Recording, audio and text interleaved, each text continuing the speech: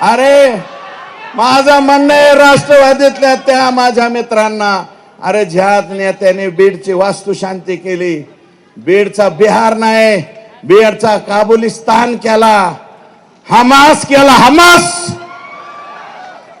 Hamas पेक्षा सुद्धा वेगळं वागणं नाही तुमचं. इतकी बेकार तालिबानी हे वागणं तुमचं कसं आहे, हे वागणं बरं नव्ह. आणि तुम्ही इथं येऊन अजितदादाच्या कानात जाऊन काय सांगता रे, आणि तुम्ही बोलता. माझी विनंती आहे, अजितदादाच गेलते, मी दादान काल म्हणलं वाद क्या हुआ तेरा वादा. अरे अजितदादावर टीका केली नव्हती मी, कमून लावून घेता उगाच. अजितदादा बरोबर 10-11 वर्ष आम्ही बे काम केलं, तो तसा माणूस नाही. पण जे घेरा घेतलाय अजितदादाला, सगळे यंड गंड मंड रंड अंड असले हे जे घेरा घातलेले हे लायकवान माणसं नाहीत असं मला वाटतं. अजितदादा जरा डोळं उघडून बोला, बघा खाली काय चाललंय ते. माझं म्हणणं आहे, पुण्यातलं बारामती तुमच्या मतदारसंघातले 100-200 माणसं पाठवा ना अजितदादा, 200 माणसं पाठवा दादा. महेश, माझं म्हणणं चूक आहे का? पाठवा ना बीड जिल्ह्यात. अजितदादा तुमच्या विश्वासातले माणसं पाठवा, तुमच्याजवळ प्रचंड लोक आहेत.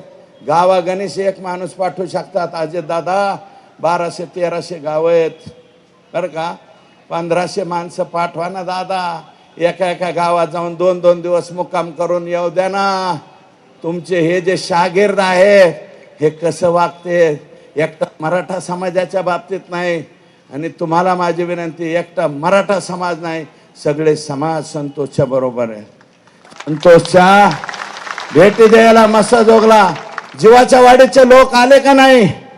संतोष हांगेच्या खालच्या वाड्या आल्या का नाही? तुम्ही वंजारी समाजाला सुद्धा दोष देऊ नका. सगळेच्या सगळे माणसं वंजारी समाजातले वाईट आहेत का? नाही, अजिबात नाही. 2%, 4%, 5%, 10% असतील, 90% वंजारी समाजाला सुद्धा ही गोष्ट पटलेली नाही, बिलकुल पटलेली नाही. तुम्ही काम तर पाडताय लोकात, कशामुळं?